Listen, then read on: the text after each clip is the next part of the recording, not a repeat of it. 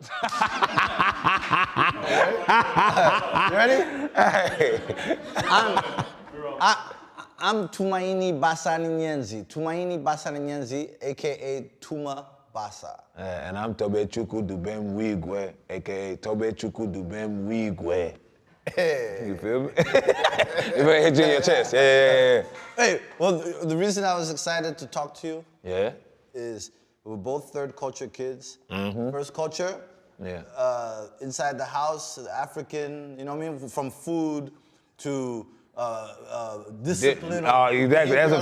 Why is that the first thing that you were about to say though? Why food and then after that comes discipline? Yeah, well, because the thing 100%. Is this, because even concept like what would be just spanking, you know what I mean? Like wouldn't be understood by the outside. Just would not be understood. And I'm being polite with this space.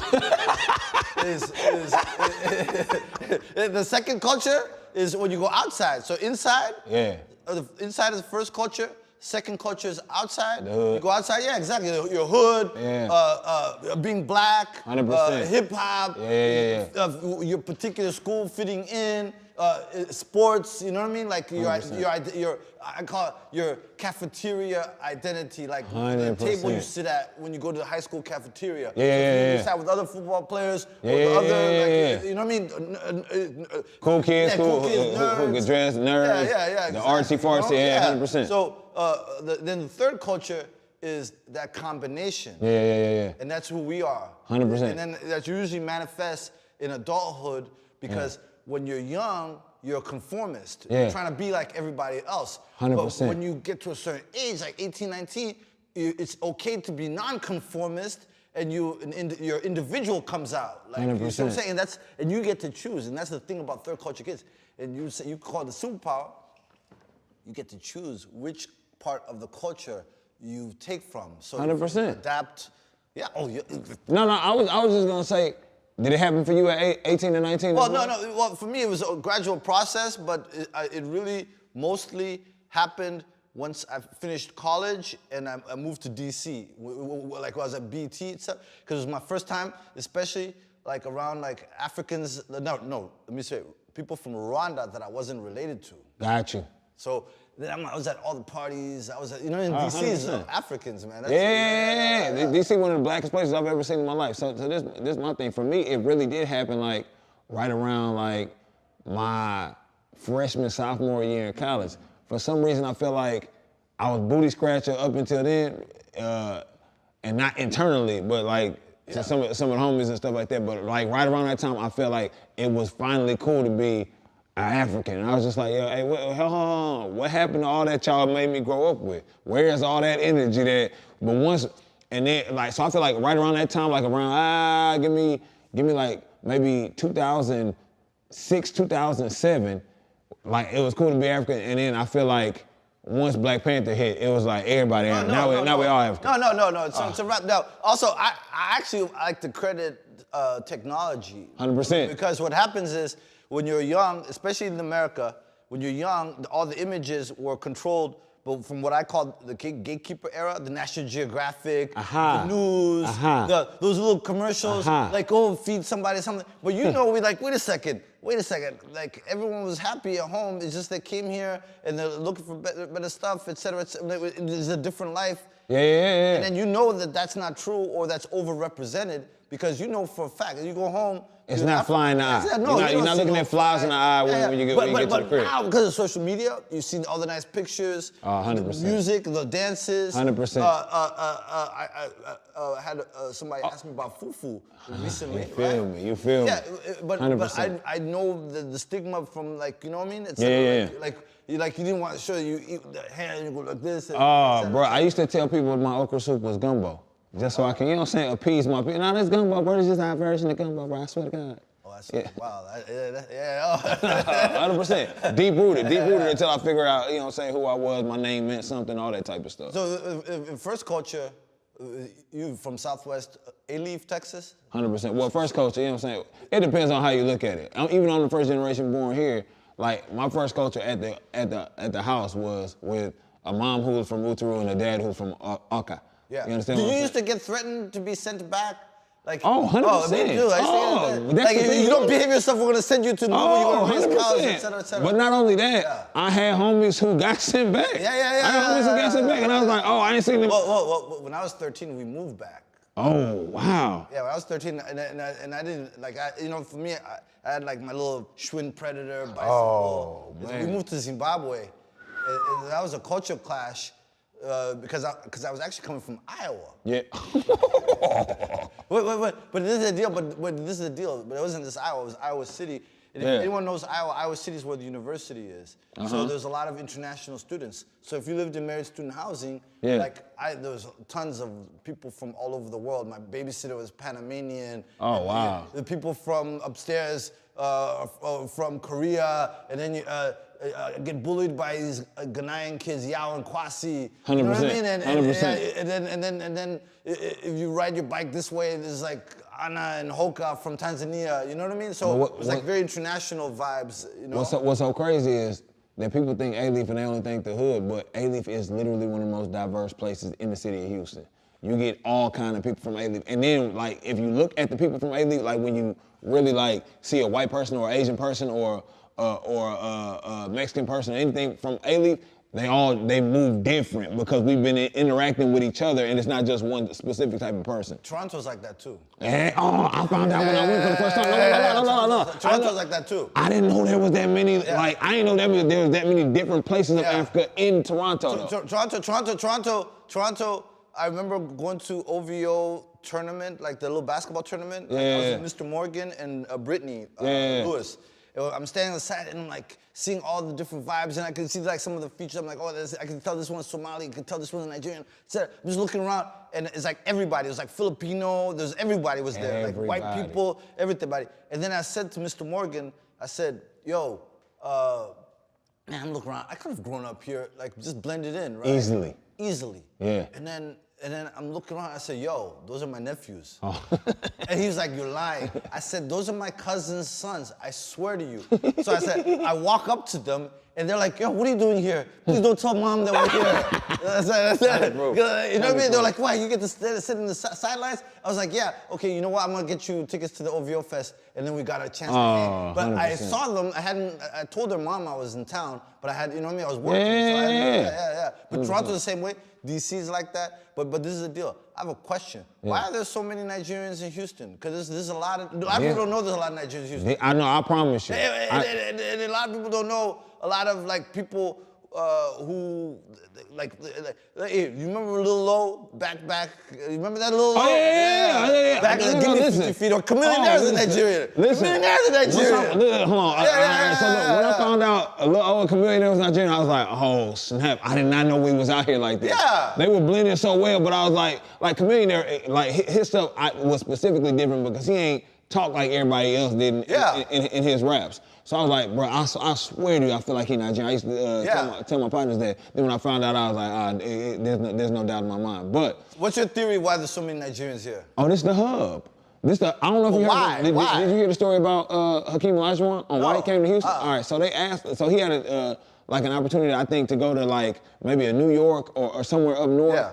Or Houston. Yeah. And this is how he chose like where he was gonna go to, I think, college. Oh yeah, because he played for the Houston Cougars. Yes, yeah. So they Fight Slamma Jamma. Literally, listen though. He asked the people like, yo, which place is hotter? And they was like, Houston. And Hakeem Olajuwon came to Houston just literally. So, so you think it's a Hakeem Olajuwon effect because I swear, I know for a fact. Do you ever watch that documentary about the Vince Carter effect on how Vince Carter impacted Toronto? I think LeBron executive produced it or something. No, I ain't seen that. Vince Carter, when he went to Toronto, because all the whenever people would come, he started the nightlife. Like, there's a whole documentary. You gotta do the Hakeem Olajuwon effect. They might have to edit. They might have to edit this out. No, edit this out. That's too close. Yeah. And if you're Nigerian in here, you probably can vouch for this. Every Nigerian in the city of Houston was I'm talking about die-hard Hakeem Olajuwon fans. So how about oil? Like, because the thing is this. This is what I was thinking about last night. I was like, okay, because oil in Nigeria, oil in Houston, if it's that, then that means that there'll be a lot of people from other Definitely though, yeah. like Saudi Arabia. So it may not be oil. I was just thinking, I was like, maybe. No, it's a lot of people with jobs in the oil industry for sure. Here in Houston, they do stuff with hand in hand directly with Nigeria too. That I know about too. Yeah, so 100%. Oh, okay.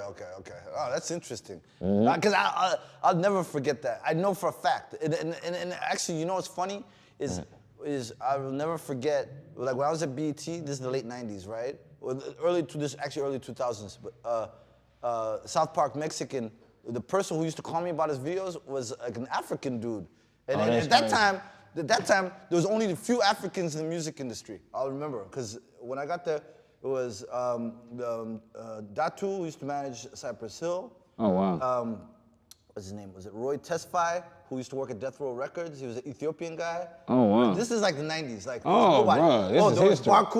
Barku used to manage Donnell Jones. She was Liberian. She went back to Liberia. That's Miata and Masa's cousin. Barku, who were the other ones? There was only they were like, I could count on my hands. Like, to me, you like an encyclopedia. The 90s, because the thing is this, you probably, I'm guessing you went through what I went through, like what actually every kid of an African, because Daniel Kaluuya did a whole skit on it as Saturday Night Live, where he was like, I want to be an artist. And then your parents just like, oh, what? Are you crazy? Like, we didn't sacrifice. You mad? Yeah, we sacrificed all this so you can go do playground stuff. You want to, because you know I was a rapper.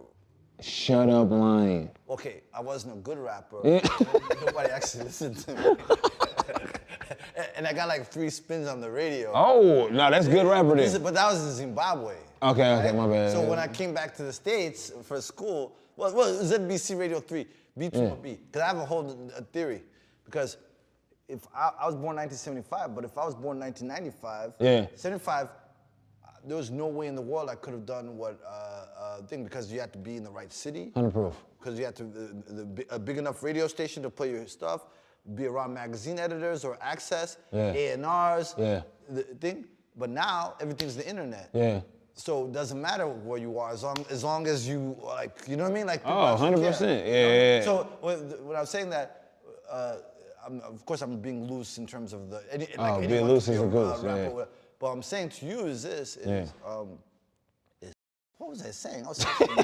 He was going though, it don't matter. Yeah, it doesn't matter because I've already lost it. No, about your parents and like, 100%. Yeah, because, so did that happen? I know it happened to you. Yeah, 100%, it definitely happened to me. When I told, bruh, but I tell people all the time, Nigerians have mastered the art of over-dramatic negative encouragement.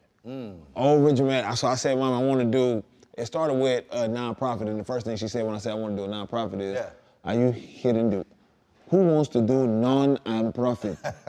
Tobe, how can you be making money doing something like that? Tobe, you're telling me, God, why hast thou forsaken me? What did I do? What type of cost are you trying to bring to my life? And I'm just like, bro, I just want to start a non-profit. I want to help people find their purpose. Tobe, what is your own purpose? Is poverty your purpose? So, I'm just like, so that type of, bruh. But this was just off of wanting to do that. So then, like, as the vision grew, and I was like, yo, Mom, I'm gonna do music, I'm gonna be a rapper. Can you imagine?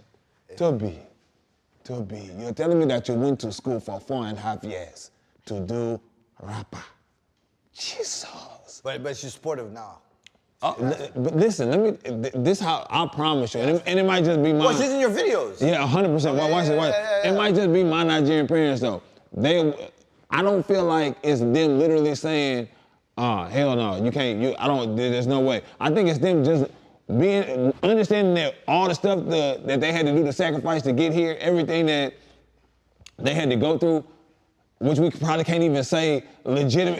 You know what I'm saying? We can't say exactly how they got over here. Well, because even certain words like papers. Nobody says papers. I said papers, you know exactly what I'm talking about. No lie. So they think, yo, I went through all of that. You need to do, getting here was the risk. I need you to do something safe. I need you to do the doctor, the lawyer, the engineer. I need you to do, come on, don't do me like this. But what part have you taken from yourself now. Like even now you use your name for, you know what I mean? For, as Yeah, an yeah. artist, use your name. You don't use yeah, an 100%. alias or a pseudonym or thing. I'll be honest. What parts have you taken into adulthood in terms of your acculturation, right? And your legacy and your descendants, what part comes from your hood?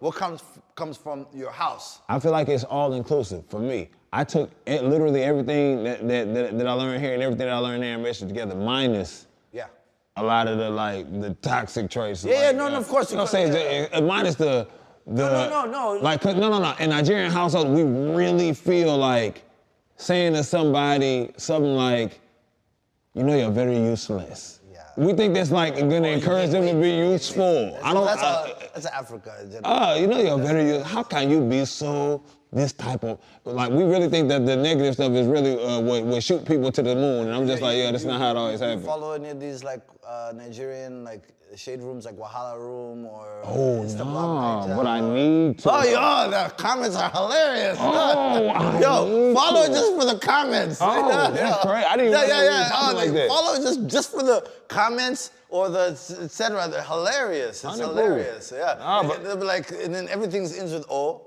Yeah. Yeah, but I definitely. It's hilarious. I love it. Yeah, I try not to compartmentalize like what I learned in the streets of A-Leaf and what I learned at the crib, because I feel like that truly makes me like an extremely unique individual where I genuinely have both sides of the coin. I'm curious. Come on. Like Nipsey was probably the epitome of that.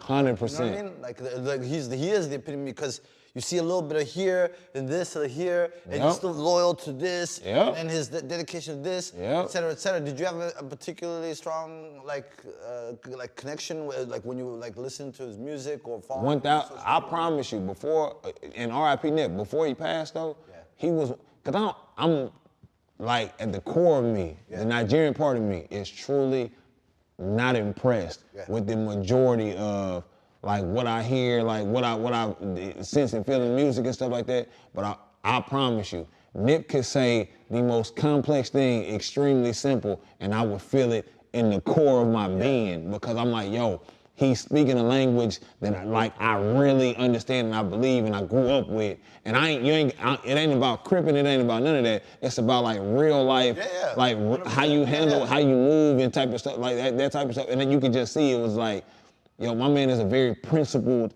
guy. He's a very principled human being, and he moves, lives, and dies by those principles. 100%. And I knew him like from Hustle in the House days, you know what I mean? Yeah. We always kept in touch, et cetera, et cetera. And one of the things I really enjoyed just like from knowing him and et cetera is that he was very firm in terms of duality. Yeah. He was LA, but he was Habesha as well, and he was this, and you know what I mean? He was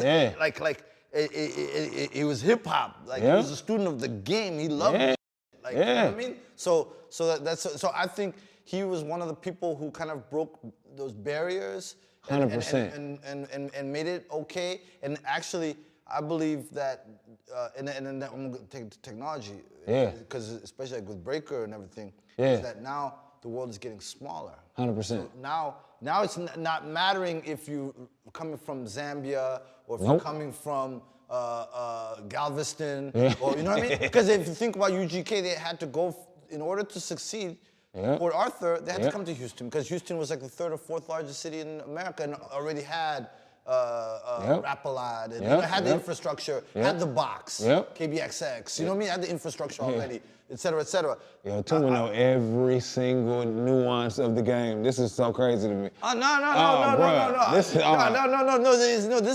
is. If there was hip hop Jeopardy, this man would destroy every single person. No, because the thing is this.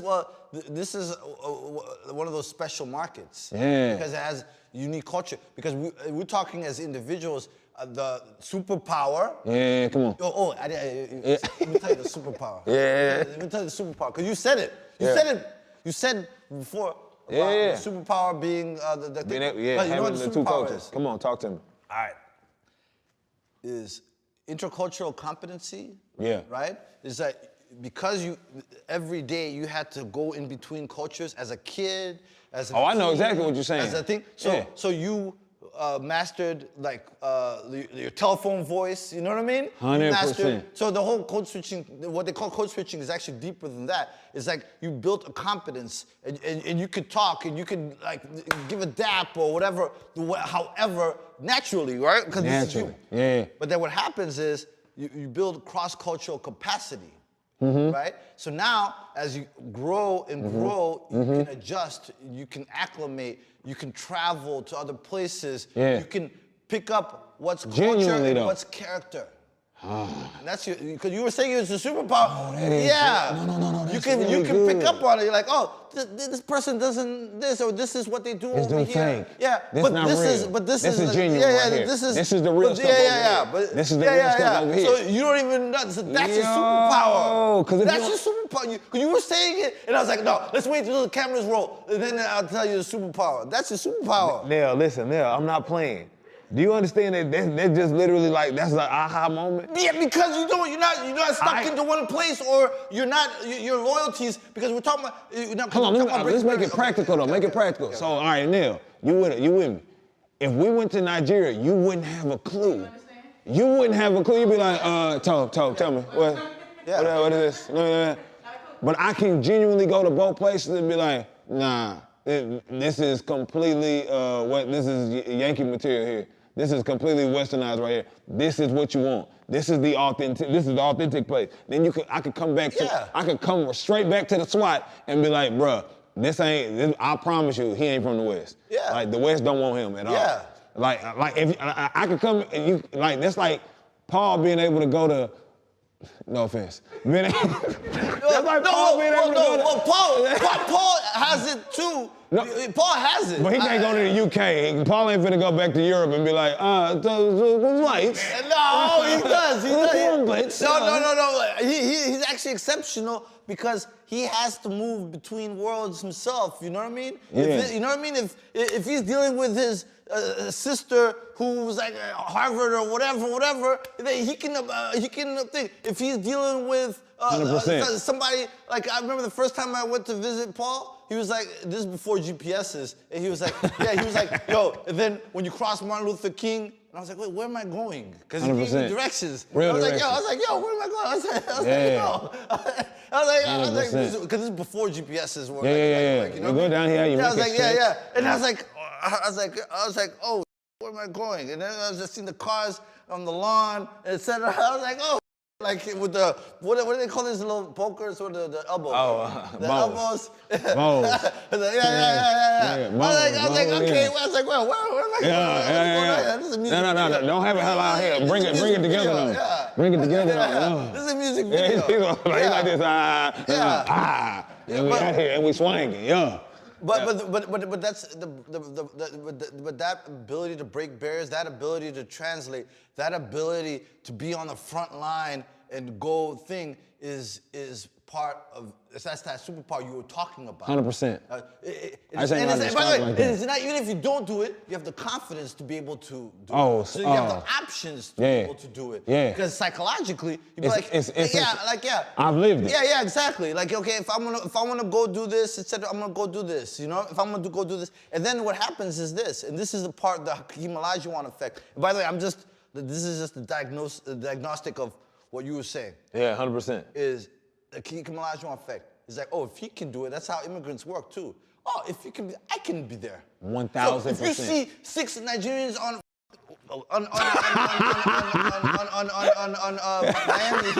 Miami Heat, and you're like, oh, I can do that. So if you see Christian Okoye, the Nigerian Nightmare on the Kansas City Chiefs, you're like, oh, I can do that. Promise you I can play ball. And with black people in general. 100%. When we see like one of our own and somebody who reps, like, oh, I can do that. I can do it. And that's the importance of being a positive. Bruh, I learned a long time ago, you can only be what you see. Yeah, 100%. And once you, and that's the thing, once we exposed to it, like, bruh, I ain't learned about investments and stocks and stuff like that, and crypto and stuff like that, until I was in my 30s. And I'm just like, bruh, how I ain't know about, but now that I'm seeing how to do it, I'm just like, oh, I gotta put everybody on. Well, and go ahead. We did a traditional wedding, And in Rwanda, we decided to do our traditional way in Rwanda, and the guys who shot it, afterwards, I asked them, I was like, yo, where did you learn how to shoot and do the editing and all that stuff? They learned on YouTube. 100%. Because they were able to learn better that way. Yep. But if you were trying to get into some film school, or maybe they wouldn't be accepted, or maybe they wouldn't have the money. Definitely. So that's how we learn, and that's how we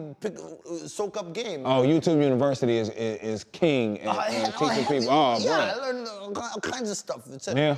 So exactly. yeah. They had to learn how to produce. I don't know how much stuff from YouTube University. Yeah, no, but it's real. Like, and that's why I said if I was born 1995, I kid you not. I'm not gonna not say that because that's like controversial. I was gonna say, I could do like whatever Kanye or Drake or whoever. I could have done that but I was not born.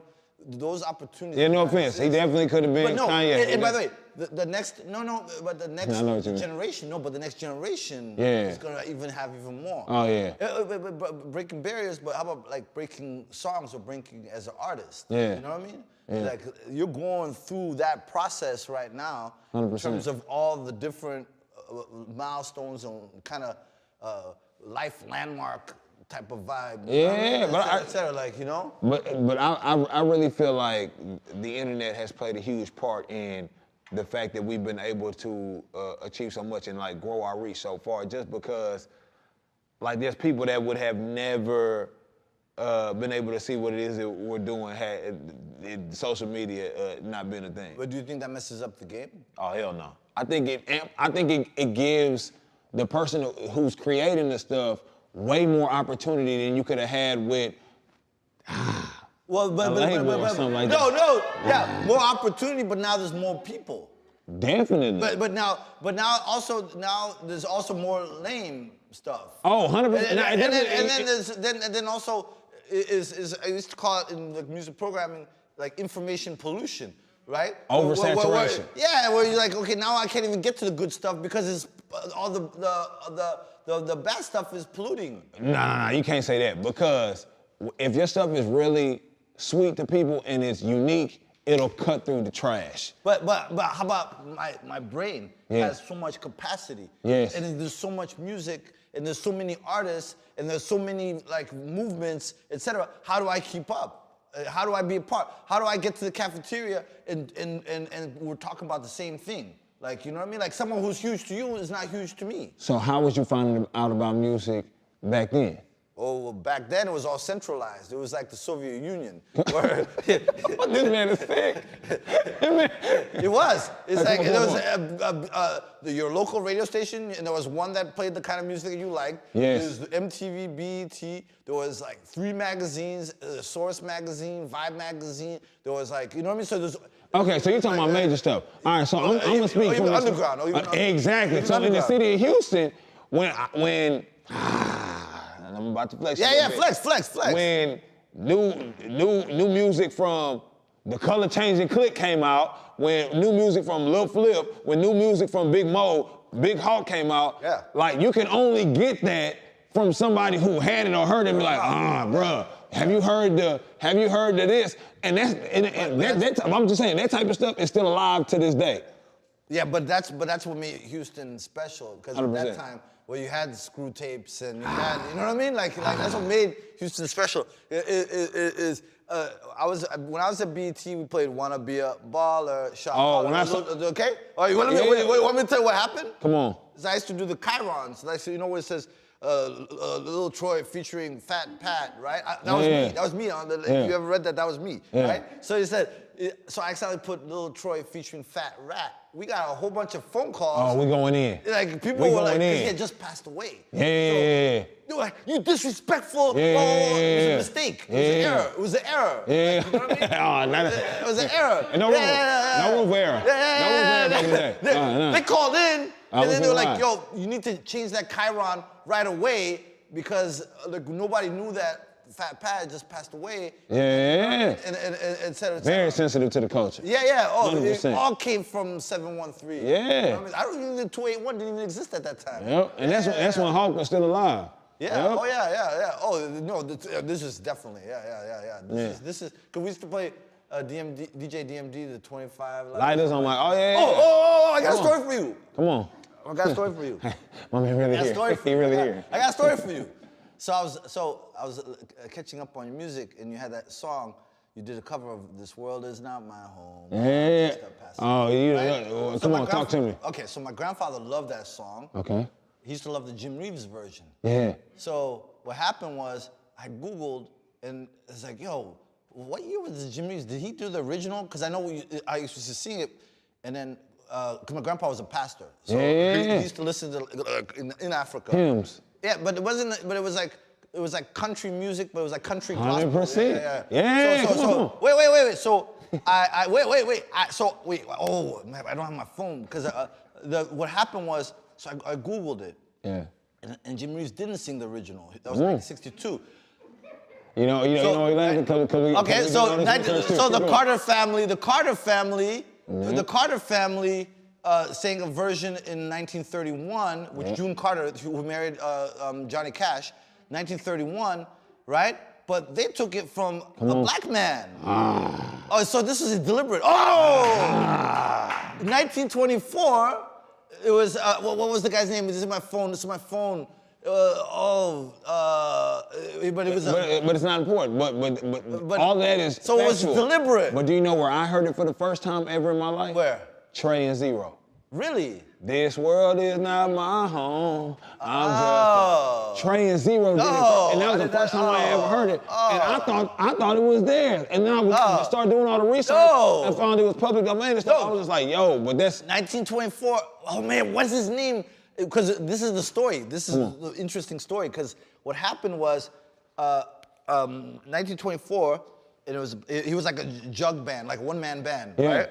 And it was recorded 1924. So I was like, wow, this is like the Juneteenth. You know what I mean? Like it's like all coming full circle. 100%. Like now it's coming back to black people. 100%. Right? So I was like blown away. So I texted Jeff, right? Yeah. But I actually texted Sway on accident. My dog. Yeah. I texted Sway on accident. This whole rant, like, yo, check this out. This what? And then I told Jeff the next day. I was like, it was late night, so I called Sway. I was like, yo, I was texting Jeff, you know, Toby's guy. What? He was like, yo, that's my guy. What? And I was telling him what we were doing and all that stuff. And then I tell Jeff the next day. He was like, yo, Toby and Sway have a like. Oh man. Thing, you know what I mean? Big love. Well, yeah. Big love. You know? Yeah. Huge love. Yeah. So that's my big brother as well. Yeah. Because we worked together 10 years at MTV. Sway, let me tell you what, Sway just, I feel like anybody who don't like Sway, I feel like Sway, no, it's gonna. No. Yeah. No, what I was about to say about to sound real, hold on, big dog. I was about to say how I feel about Sway the way I feel about Fat. I was like, oh, what? Like in the sense that if you don't like, I feel like if you don't like Sway, then you really don't like yourself. Only in that way. No offense, Sway. You know what I'm saying? No. All right, we good. But Sway, one of the biggest things Sway taught me was, because after we did Sway for the first time, Sway took me and Fat to the back and just chopped it up with us for like 2 hours, just gave us game. Sway. All that, but people don't even know that type of stuff. That's it. That's what he was to all of us, to me, to Shaheem Reed, to Rob Markman, to Nadeska, all these people, Jason Rodriguez, Whitney, who's over at Spotify, all of us, he was like our big bro. He was one who gave us that kind of game, you know what I mean? Sean, there's a list of people. Yeah, so when he was talking to us, but this is real candid, just being like, for real, genuine, you know what I'm saying? None of that, no extra My Dukes. Yeah. So he was like, I was like, man, Sway, hey, listen, for real.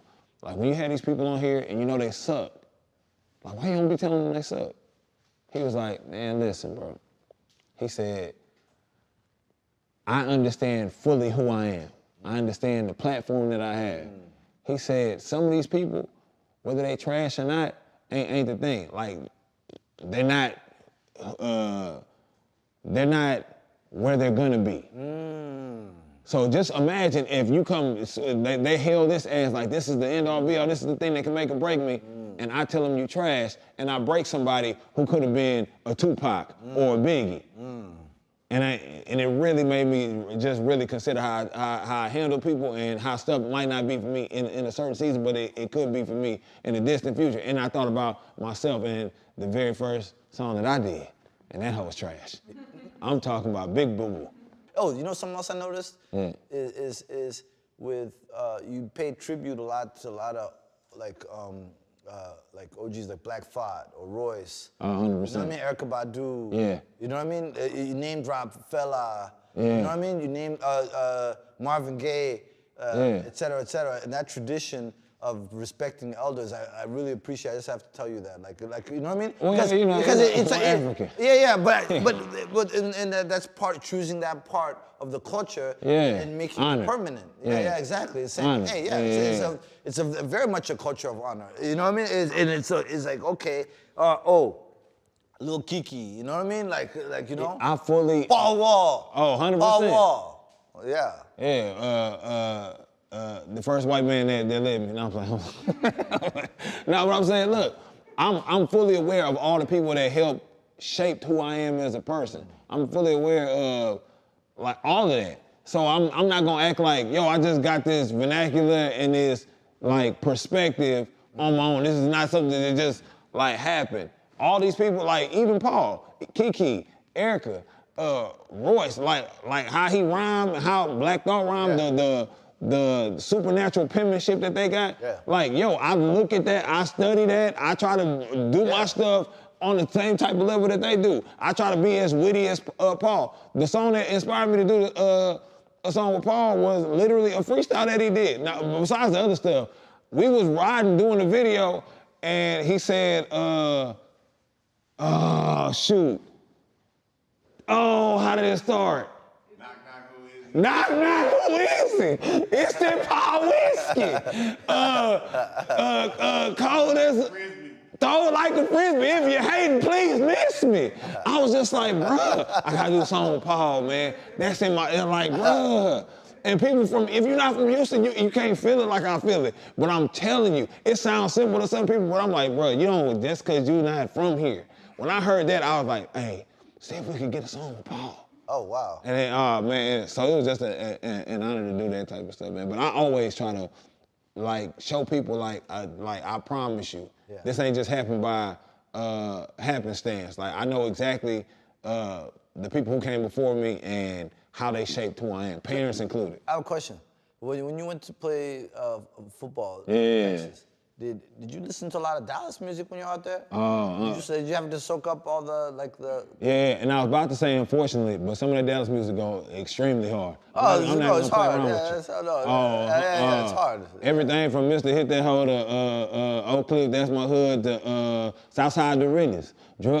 All of it. I would like it, but when you there, the only thing that like, so Houston and Dallas is two completely different cultures. I know. Trust me, I know. It's like completely different cultures. Yeah. Houston, we post up, we chill. Dallas, they hit the D-Town boogie. Oh, they get busy. It threw me off the first time I was in Dallas and I was at parties and stuff like that, and I was just like, yo, why are they dancing? Why they battling the girls? And then I've never seen men try to like outwork the girls. And I'm like, hold on, let's just dance behind them. Now so many people get, but so many people blowing up. That's Dallas and Houston is big. 100%. You know for a fact Texas is much bigger. Yeah. Right? Oh, 100%. Not everybody's gonna, like we said, the Port Arthur.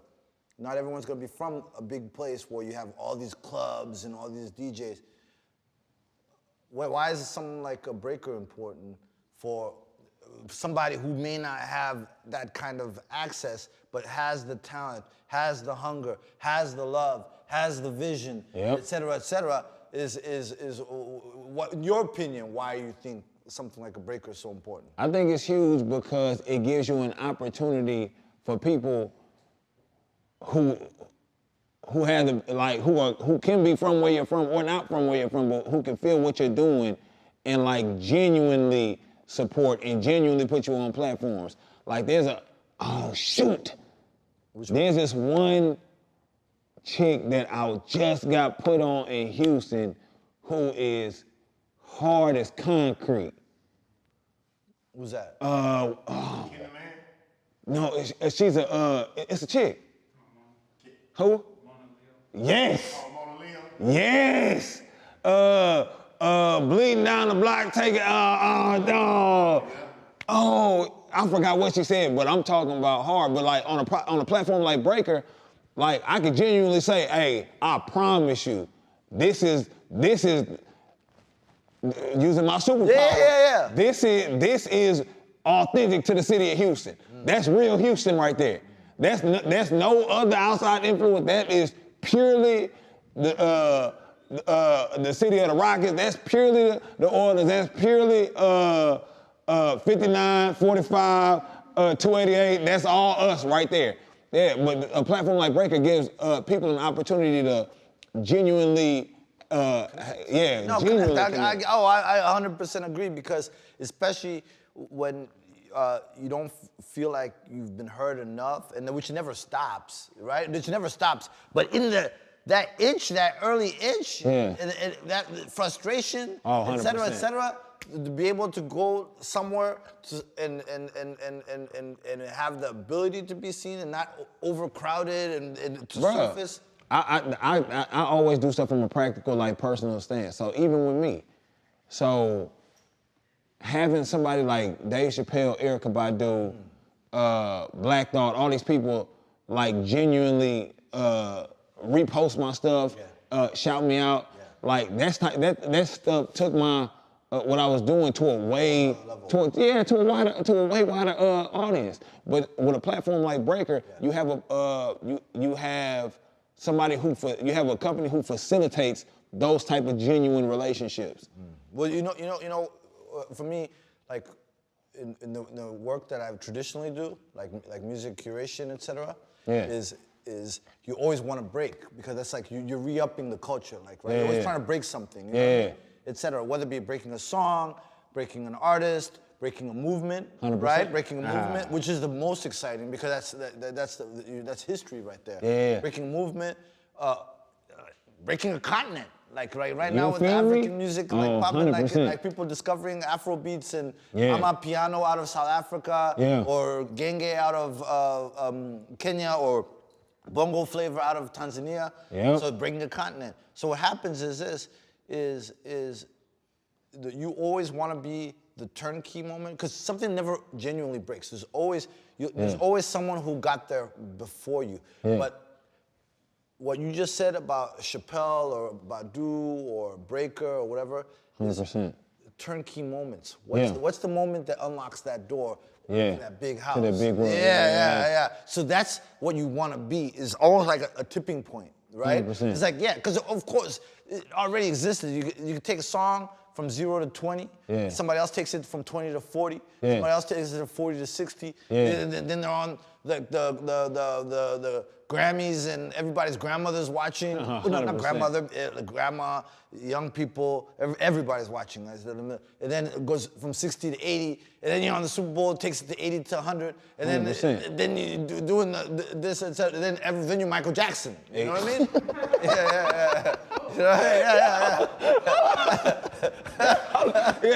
Just discovered, and all of a sudden, you're Beyonce. Beyonce. People forget that Beyonce is from Houston. Oh, no. Hopefully they don't. People forget. Hopefully they don't. People from Hopefully they don't. Because she's so big. So big. She transcends even America.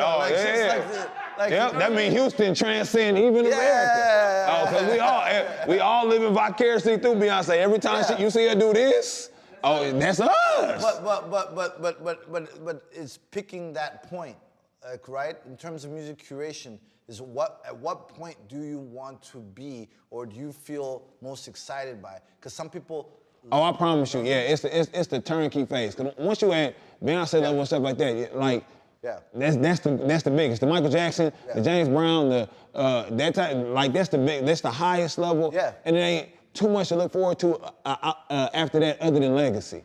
The turnkey moment, which I feel like Breakr is huge in, the turnkey moment and the initial discovery mode. Discovery mode. I can vividly remember when I heard specific songs and I found out about specific movements.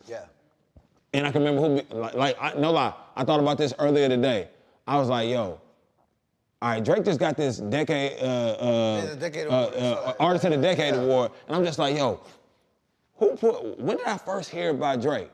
And I literally could think back to the dorm room I was in, and which one of my homeboys on the football team that's A-Ray, I ain't gonna lie to you, A-Ray definitely put me on Drake, and he did it, watch this, with the song that Drake did to the June 27 beat. That was my first introduction to Drake, and I thought Drake was from Houston, I'm not gonna lie to you. Okay, so you know how you flipped This World Is Not My Home and brought it back to that one-man jug band, right? 100%. Right? And brought it back home. Something Cornel West once said about Nas' Life's a I'll never forget this. The taping for Time is Illmatic documentary. And Cornel West said that Nas sampled Gap Band Yearnin', right? Okay. And Gap Band stood for the Greenwood in Tulsa, Greenwood, Archer, and Parsons, or it was the Greenwood, Archer, and Pine is what Gap Band, right? Yeah. Which was basically the Greenwood neighborhood of it was Black Wall Street. Yeah. So that's what Gap Band stood for. Yeah. So Yearnin', so Cornel West, Dr. Cornel West said that when Nas sampled Yearnin' for Life's, that the ancestors who had their businesses burned in Tulsa, right? Yeah. Were saying Life's. Oh, that's crazy. Use that Yearnin' sample. That's crazy. So, which I was like, whoa. So in a way, even you doing the same thing with This World Is Not My Home, right? And which was taken basically by the Carter family and Jim Reeves and et cetera, and the original thing, and you bring it back to black people. Yeah. It was a form of resistance in itself. I just was so saying. You know what I'm saying? That's love. That's love. You know what I mean? That's way deeper. It's through the music. It's through the music, even if you don't hear. And even when I was listening to the lyrics, because I was like, because I saw it was Apple Music down. I